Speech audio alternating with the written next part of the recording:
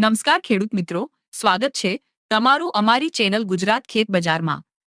તો ચાલો જાણીએ આજના તારીખ 2 જુલાઈ 2026 ને ગુરુવારના રાજકોટ માર્કેટ યાર્ડના ભાવ। આ વિડીયોમાં જણાવેલ બધા ભાવ પ્રતિ 20 કિલોના છે। જીરુના ભાવ છે 3350 થી 4105 રૂપિયા। ધાણાના ભાવ છે 2550 થી 2950 રૂપિયા। તલ સફેદના ભાવ છે 2270 થી 2568 રૂપિયા। મગફળીના ભાવ છે 1700 થી 1950 રૂપિયા। કપાસના ભાવ છે 1450 થી 1865 રૂપિયા। અડદના ભાવ છે 1100 થી 1820 રૂપિયા। મગના ભાવ છે 1200 થી 1766 રૂપિયા।